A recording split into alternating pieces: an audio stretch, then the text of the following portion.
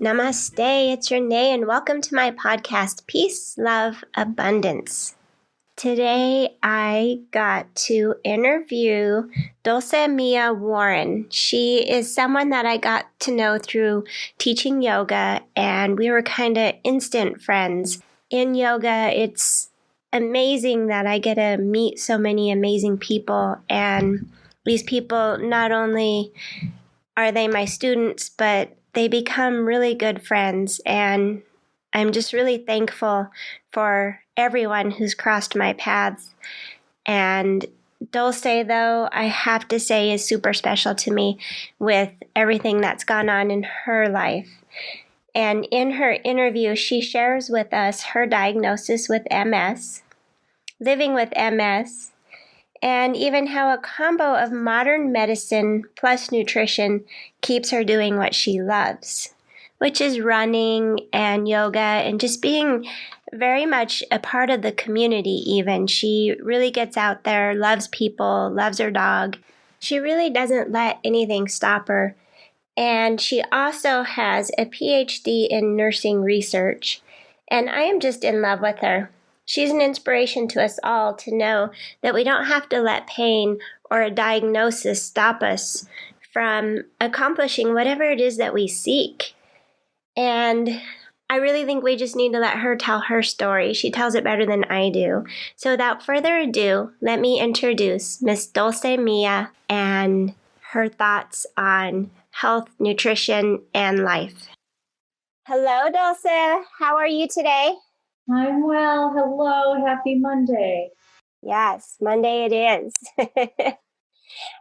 So I did a brief introduction before the podcast started or before this interview started, but I would love to hear from you a brief introduction of who you are and what you do and all that wonderful stuff. Well, I guess for work, I've been a nurse for a very long time. I'm a women's health nurse practitioner, not practicing, but I've had that emphasis in my career for a very long time. Big women's health advocate and advocate for vulnerable populations. I currently work for a large school district, and I wear a lot of hats. One of them is the infectious disease nurse, so that was a big part of my day-to-day. And otherwise, I consider myself a runner. I love art and yogi in spirit. I don't do really well with my current practice, but that can always come back. And I guess, those are the things that sum me up overall. And I always like to ask people what their peace, love, and abundance is. So what is your peace? I think it varies day to day, but the big one is just feeling peace in my body and spirit. So I try every day to do things that help me feel calm throughout the day or by the end of the day. And another thing that brings me peace is just being in touch with my body, and I'm really peaceful when my body feels good. Some days I have a lot of pain or muscle spasms. So a peaceful day is one that's calm in mind and spirit. And then your love? I feel loved every day by a lot of people. I try to send out love so I can receive it. And my dog gives me love, my family. I have really special friends that send me love. One sends me a text every morning. So it's always a wonderful way to start my day. Right. And abundance. Oh, that's a hard one. I think just living here in this state and this country with the beauty that we have, even when the weather's not good, it's still a beautiful day. I have lots of things to be thankful for. Running water, freedom. So I think many things give me abundance each day. It's hard to pick just one, but definitely freedom and where I live. Nice. Yes. Colorado. That's how I know you, is because I'm from Colorado. Yeah. And there's days where I miss it. But when I was in Colorado, there was days when I missed Hawaii. Well, that is what the difference. Right. When I'm rich and famous, I'm going to have a house in both places. Great. That's a good plan. I like that. I'll do that too. Right. Well, we'll share both. Oh, right. I like it. All right. So, Dulce, you and I met through yoga. You were coming to my classes, and it was definitely instant friendship or connection and that common ground and being kind of like-minded. And that's one reason why we're here today, because we've kept in touch all these years. But one day, by chance, we ran into each other at Whole Foods around lunchtime, and we got to have an unplanned lunch together. And during that lunch, we discussed quite a bit about food and even food intolerances and allergies, and how even this doesn't just affect people to where you need an EpiPen. You know, it's not always anaphylactic shock or your throat closing up, but you can have several symptoms.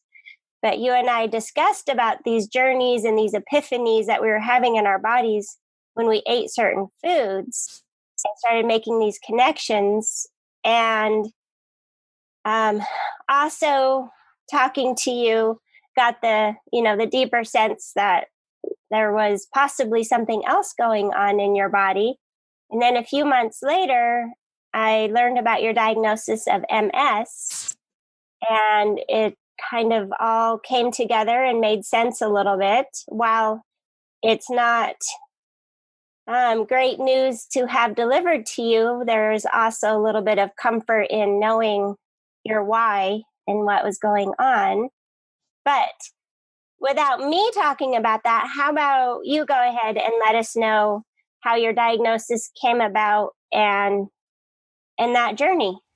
Yeah. So, as you mentioned, I had a lot of food allergies, and they weren't just intolerances or stomach aches. There was definitely that, and a lot of bad GI symptoms and skin issues.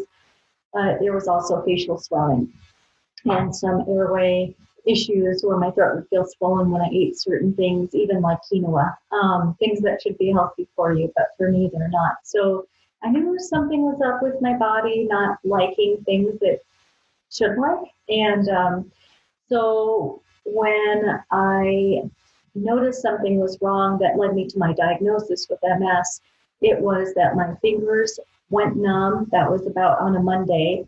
And by the end of that week, my whole entire hand was numb, and it felt like it was on ice. It was really strange. And it felt like I couldn't use it very well. Typing was a little difficult, and I just wasn't sure. And I remember a coworker walking by, and he commented on me wearing a glove on my left hand because my hand felt cold. And I said, yeah, my hand's really numb. I don't know what's wrong. So then a few days later on a Sunday, I woke up, and not only was my hand numb, my body was numb on the left side, and I felt just really foggy and like I was sick, and I wasn't sure what was wrong. And my hand still wasn't working very well, like going to grab something and I couldn't, or I felt clumsy with my hand. So it was strange. And then I still didn't know what was wrong. And then the next day on a Monday, I emailed my doctor and told her exactly what I told you. My hand felt like it was on ice. The left side of my body was numb, but otherwise it felt fine, but I didn't know what was wrong. And she told me that I could be stressed and that I should get an adjustment and a massage.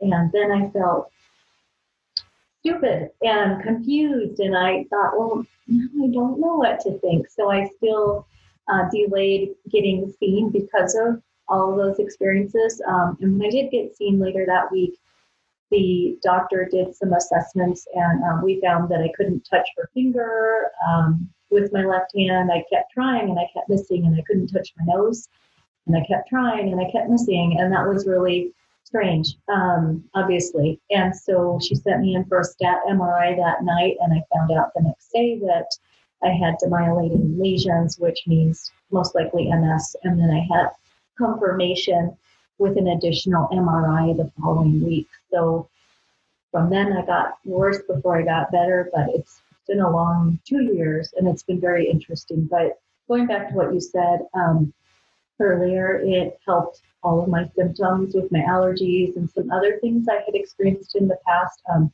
all come together. It was an instant puzzle assembly with the diagnosis. So it wasn't a happy day when I found out, but it was a day that made everything make sense. I was like, gosh, I'm not crazy. Something was wrong. And I wasn't wrong. I knew something wasn't right with my body. Dulce, can you share with us your balance between nutrition and some Western medicine and how you maintain being able to run and enjoy your life on a daily basis? Yeah, for sure. So my nursing practice is similar to how I guide my own health, and that is with a holistic approach. So I always try to consider the whole person, and I feel like I am no different. So I do get a medication that is twice a year. It was a pretty big decision for me to go on it. It took me 2 months to make that decision after my diagnosis, just because I thought, should I try medicine? Does that mean I'm giving up on natural modalities? And in the end, I thought, no, I'm just going to take a holistic approach and do it all and leave no stone unturned. So I do the medicine twice a year. It's an all-day procedure, all day long, like 7 a.m. to 4. It's very long, but I have to be hooked to an IV. And then I walk 15 to 20 plus miles a week. And I also eat with a heavy emphasis on nutrition. So I follow something called the Wahls protocol, and it's after a physician who has MS called Terry Wahls.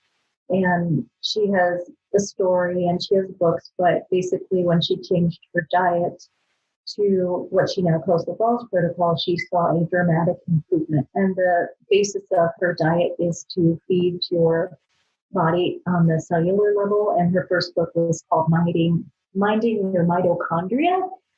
So the vitamins she recommends and the whole foods diet she recommends with specific amounts of greens, sulfur-rich vegetables, and certain types of fruits are all designed to feed your body on the cellular level and decrease inflammation. And with MS, the main cause of damage to the nervous system is rooted in inflammation. So in theory, if you can decrease inflammation, you can decrease your risk of future attacks. So I do the food, and I do the exercise, and I do the medicine, and I really try to protect my sleep and stress levels, and I make time to do fun things. So all of those are really holistic and healing things that I try to maintain so I stay well.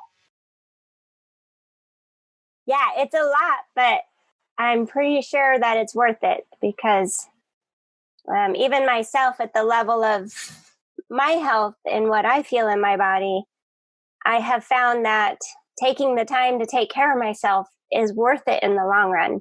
Because when I'm sick all the time, I don't get anything accomplished either. So, yep. And even more so for someone with MS, everybody's different. Fatigue seems to be a pretty common thing. That's certainly true with me. So I do take specific vitamins that help with my fatigue. Biotin is one of them. Hopefully not placebo, but if it is, whatever, then I have better hair and nails. But right, so, mindset goes a long way. Yeah, definitely. Yeah. Whatever's working, it's working. So it's working, and I feel good. And I encourage all people to take whatever holistic approach they think would work. So no matter what your health status is, MS or not, exercise, eating well, and sleeping are all part of a good, healthy lifestyle. Right. So you and I have discussed before that your food allergies are still a separate part of the MS. However, the food allergies, if they flare up, can sometimes aggravate the MS. Yes, because of the inflammation, and that's true. So there are foods that I don't eat that would be natural anti-inflammatories because I'm allergic to them. There's a lot of really good foods I'm allergic to: tomatoes, pineapple, rice, oats, even some nuts and some types of fish. So I have to be really careful. So again, it's that full scope, holistic approach. It may be good for everyone, but it's not good for me. So I just have to eat foods that keep my body calm. Right.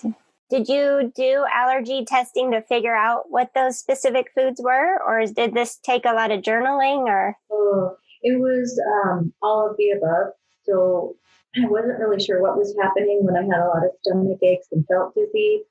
And when I finally got swelling of my lips and nose and one side of my face, I knew it was a food allergy. So I thought, So I had blood testing and then skin testing, and then I did individual food testing. So I'd eat something and write down what I ate and when, and if there was a response or not. So then I had to go through each separate food that I tested positive to and make sure it was safe to eat. So yeah, journaling a lot of it, a lot of documenting. So I cleared a lot of foods I wasn't sure about, and then it did validate that I do have allergies to a lot of foods like coconut. Coconut's so good for you, and I can't eat that because I get hives and I get dizzy, and it's just not good. Bummer. Luckily, I have several nuts I can't eat, but I can have coconut. Thank goodness. I can actually have for you. Right. I can have peanuts and coconut because technically they're not a true like tree nut, like what an almond and a cashew and such are. Yeah, no, they're great for you. And coconut specifically is a big part of the Wahls protocol because of the type of fat it is, but that's off the list for me. So I eat a lot of others. I know I eat a lot of other things, so that one's off the list, but I can still eat most of what she recommends. Right, so, right. Yeah. It is interesting because, as you know, too, a lot of like paleo and stuff refers to using almond milk and everything, or even almond flour to be gluten-free. And I can't do almonds. Can you do almonds? Yes. Thank goodness. Oh, yeah. So you can do almonds. I can't do almonds. But yeah, a lot of gluten-free alternatives are almond flour and such. So yeah, I end up cooking for myself a lot too because I can't just go buy most gluten-free yummy things. All right. So anyways, back on track here. So yeah, definitely. Do you have a message that you would like to share maybe to fellow MS people or just even fellow autoimmune? Could you speak to even that or whatever you're comfortable with? I think so. This journey of MS has been 2 years officially that I've known about it, but when I think back, there's been something wrong in my body with either the food allergies or a lot of digestive issues for many more years. And the number one thing that I've identified that has helped me is what I eat. What I eat makes me feel better or it makes me feel worse. And so I really encourage people to think of food as medicine and how even though you can't change your diagnosis, you can affect how you feel each day by choosing the foods you eat. So we all know that being at a healthy weight makes you feel good. It's less stress on your body, but it also has less stress on your immune system. So I encourage people to take power and control over in areas where they can. And that doesn't mean you don't eat things that are on the naughty list. I eat dairy sometimes, and when I do, I enjoy it. But it just means most of the time doing the right thing and knowing that you can put some control back in your life. I feel like the biggest thing that people with MS and other autoimmune diseases feel is out of control, and they feel like giving up because this diagnosis happened to you. And I certainly have symptoms every day, so it's not like I'm someone who had an attack of MS and now I'm normal. I'm not. Every day I cannot forget that my the left side of my body is still numb. My hand still doesn't work 100%. My feet are always numb. I get foot drops, so I can't forget, but I try to have a positive mindset and a positive movement forward every day, doing what I can do when I feel good to take control back. And for me, that's a lot with diet and walking and running. Right. Yeah. Yeah. accepting love and help from your community. Yeah, I think it being open to receiving and just being okay with being okay. So, yeah, I think there's a lot to be learned. And that's just not with a perspective from having a chronic disease, but I think just in general that comes with age. Right. Last time we spoke, you had a quote, something like you get what you give. Yes, you get what you give. I think, yes, that's kind of what I try to live with. So, if I tried my best throughout each day, or at the end of the day, I think, did I try to do the right thing? Did most people feel better in my presence? Did I share too many thoughts that were negative? Did I send out good things into the world that day? Because hopefully they'll be kind and helpful back. So I think it's just a good way to live.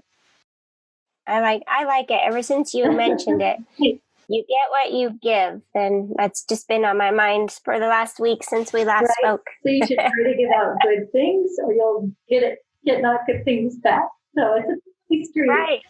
And nobody's perfect, but you should at least try to do more good than harm. I agree. All right, Dulce, is there anything else you want to share? I don't think so, really. I think just hang in there if you have an autoimmune disease, or if you don't. Life is hard enough without one. So if you don't have one and you have tummy problems or problems with your diet, or you're struggling in some way, just see what you can control. We can all control our breathing and our movement and what foods we choose to eat. So start small and love yourself and give yourself a break. I guess final thoughts is, after this diagnosis, I thought if I had known sooner, I might have been more kind to myself in regards to my physical abilities, with not running fast enough or not feeling well some days. I just would have been nicer to myself. So I think everyone should be nice to themselves too. Right. Self-compassion, self-love. Yeah. All right. Well, thank you so much, Dulce, for being here. My pleasure. And I look forward to maybe we can do something else together soon. That would be wonderful. I hope you have a great evening. So, yeah, peace, love, and abundance to you, my love. Peace, love, and abundance to you, too. Bye. Bye. Wow, isn't Dulce just amazing? And definitely a role model for getting out there and doing what you love and appreciating life daily. Also, taking notice, listen to your body and the little signs and signals that it gives you. You need to be on top of it because it could definitely be something you're eating. And as she even stated, and something that I often state a lot, is you can think you're eating healthy, which most of us are trying our hardest to eat clean. But if your body doesn't like rice, wheat, oats, a couple of the other things that she mentioned, then if it's not right for you, it's not right for you.